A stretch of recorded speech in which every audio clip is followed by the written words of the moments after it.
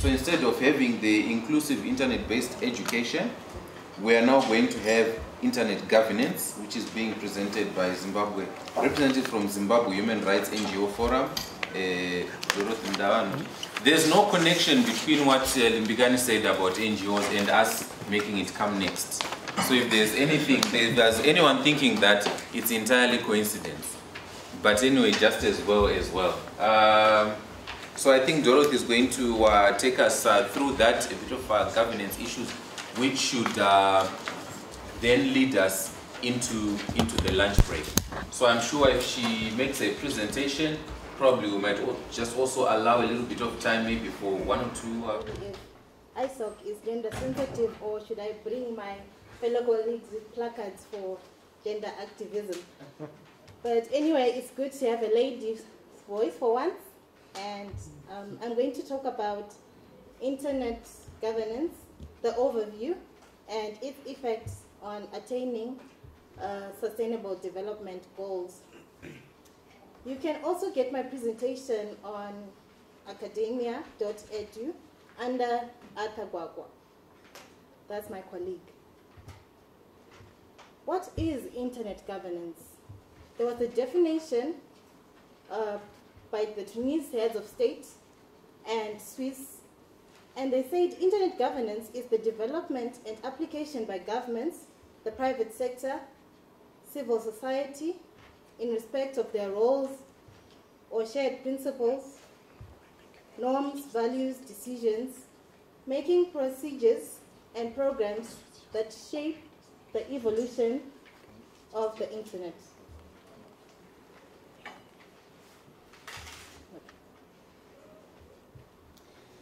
So there was an inventor of the World Wide Web, that was Sir Tim Berners-Lee, that invented the www in 1989. Although he was the inventor of the World Wide Web, there is no single organization or owner of the internet. The internet is basically owned by multiple stakeholder forums. And these multiple stakeholder forums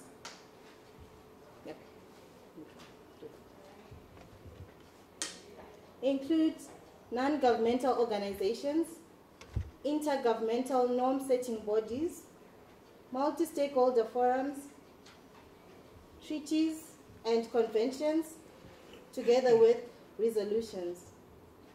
I'm going to take you through the non-governmental organizations, and these deal with policy issues and international level. We have the ICANN, that is the Internet Corporation for Assigned Names and Numbers. And these basically deal with the DNS system, policy development, operation of root name savers. We also have the Internet Assigned Names and Numbers, that's the IANA. They also manage the root DNS system, and they coordinate the global pool of IPs, numberings, providing them with regional internet registries, internet protocols, numbering systems. We also have Google, and these basically specialize in online advertising, technologies, search, cloud computing, and software. Then we have international NGOs that contribute to research and best practice, and these include Access, Electronic Frontier Foundation, Citizens Lab, Privacy International, and others. At regional level, we have the Internet Society, that's ISOC, APC, OSISA, Zimbabwe Human Rights NGO Forum, where I come from, Civil Society, Information Society Advisory Council, and these organizations came up with the Internet Declaration as part of their contribution towards good practice on internet governance. This is a Pan-Africanist initiative to promote human rights standards, openness principles in internet policy making on the continent. Then at domestic level, we have the ISPs and IAPs. These include Net1, Econet, Telecel, and we have also emerging non-state actors that includes civil society. The internet service providers, the ISPs, are basically responsible for internet-related services, mobile services, and these include computing, software, and many others. Then there are intergovernmental norm and setting bodies. They are also under international level. We have them at regional level, and we also have them at domestic level. At international level, we have the UN, the United Nations Human Rights Council, the Office of the High Commissioner, Special Rapporteurs, UNESCO, and ITO. At regional level, there's the AU and the new Partnership for Development Africa, that's NEPAD. Then at domestic level, those that govern, those are regulatory bodies include Ministry of Media and ICTs, the Army, the President's Office, and POTRAS.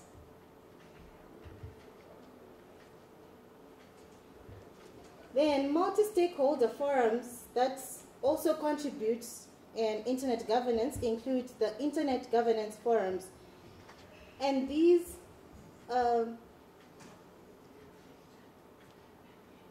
serve to bring people from various stakeholder groups or discussions or policies relating to the internet.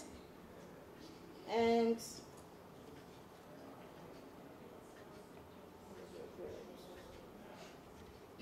we also have the Tunis Agenda. And from the African School on Internet Governance that I attended, which was held in Mauritius last year, we defined multi-stakeholders from paragraph 73A of the Tunis Agenda. And it was key to note that when it comes to multi-stakeholders being involved in internet governance, we are not given equal opportunities. And civil society among the multi-stakeholders lags behind when it comes to policy making and decision procedures. Then we also have the Net Mondial Initiative.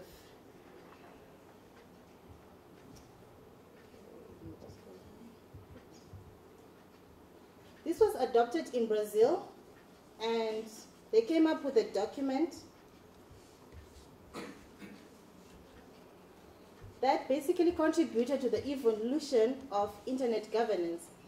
Then at regional level, we have the African School, the African Internet Governance Forums, and these also include the AFRI meetings. When I'm talking about the AFRI meetings, I'm talking about the AFRINOG, AFRINIC, AFRISET, and then it is key to know that multi-stakeholders at domestic level in Zimbabwe are still emerging, and this is the major weakness we have in terms of internet governance.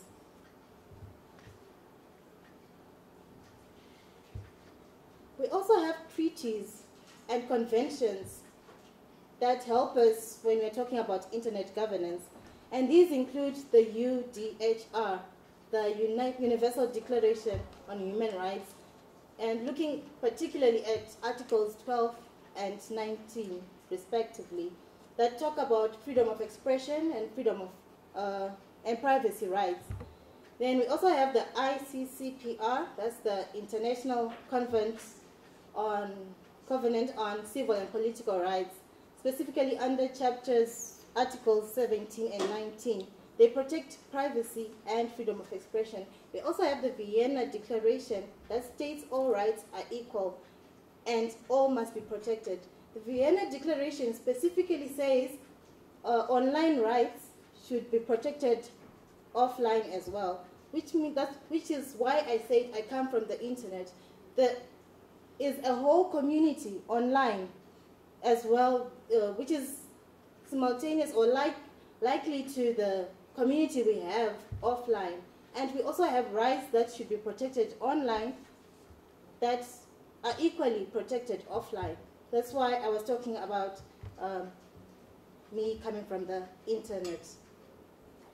Then with resolutions, we have the UNHCR, that's the United Nations Human Rights Council, which affirmed that the same rights protected offline like freedom of expression, privacy. We have a whole lot of rights, if you look at our constitution, that should be protected online. And this particular resolution focused on freedom of expression. Small parts that we've picked from there that might actually directly relate to us. But so that maybe the House knows, it is also one of the areas that the Internet Society, the Zimbabwe chapter, will also be looking into. I think there are a lot of issues that are being raised by the NGO forum. Definitely a lot to consider there. So may I just open up the floor right now? I think maybe we'll just take a few questions, points of clarity, and then I think this will be the last presentation for this afternoon, morning, going into afternoon, before we take our lunch break. Cyber security has been making a lot of noise, and the biggest fear is infringement of your cyberspace. But we see, for example, say in the leading countries like the United States, net neutrality has taken a whole new shape, and with the US government trying to control it, not only regulate it, but then control it in so many different ways. How much do you think our own environment needs that kind of neutrality? My guess is that e-governance is one of the critical tools that should be used to attain SDGs. What do you think should be done to actually improve multi-stakeholder involvement and partnership between the government and civil society as well as private players? Super. I think I'll allow you to Deploy that concept here to a greater extent. It will improve internet governance here. As US have taken it, like I've alluded to before, like cited, there's lack of judicial oversight. We don't have clear-cut definitions of who does what when it comes to cybersecurity. There is no cyber law yet. We are advocating for cyber law and realignment of cyber law to the Constitution. And the proposed cybercrime bills, if they come to pass, then we have a lot to do when it comes to realigning the laws to the Constitution and having a free cyberspace and access that and having internet being accessible to everyone. Then to my brother who was talking about, can you just remind me of his question again? Yeah, e-governance. E-governance. Okay, maybe we can just take a quick one. Okay, what do you think should be done to ensure that there is multi-stakeholder involvement and partnerships are built between government, civil society, and private sector as we go into 2016? As civil society, we normally have tripartite discussions that involve all stakeholders, including the government, so that we try to engage them in what we do and we lobby and advocate for certain rights and realignment of certain laws to the Constitution as we have done before. So it is in our best interest and hope that as we continue to engage with the government and sit down with them, probably we'll have cyber laws being realigned to the Constitution and have a free cyberspace eventually. Fantastic. I think I'll take the last question here. There's a late breakup presentation, a quick one, so I'll just take your question and then we'll move to that one. Maybe in light of the Arab Spring, how can we engage the authorities so that they feel comfortable ensuring that the internet is not open space? Quite a tough one to engage the authorities so that, okay, as we look at it, we are a bit lagging behind Ethiopia when it comes to internet governance, because the government really has control over what goes online and what doesn't go online. There's regulatory measures. We need really to sit down with them and maybe advocate for them really making internet free, because the problem we are facing is they're creating legislation that is incompatible with the current constitution and does not protect the right to privacy, then we can't really employ what is taking part in Arab and imposing it here. But we need to develop our own mechanisms. We need to have our own way of governing the internet, which is free for everyone, which will provide freedom to every user on the internet, and so that we address mainly the security issues. Super. We will not even pretend that's an easy question. Limbikan, this is a one-word question, is it? Yes. I'm seeking clarification. And maybe it's because I wasn't listening very carefully. Did you just say the internet in Zimbabwe is not free? Which country are you talking about? Zimbabwe or Ethiopia?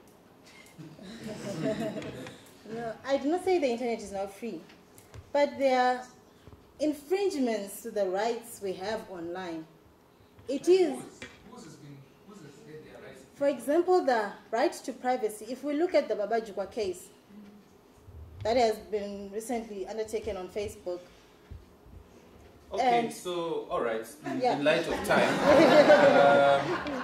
in light of our time, I would have loved Dorothy to really respond to that one. But like I said, I'll use the powers vested in me and invested in me to release you from the podium. Let's give Dorothy a round of applause.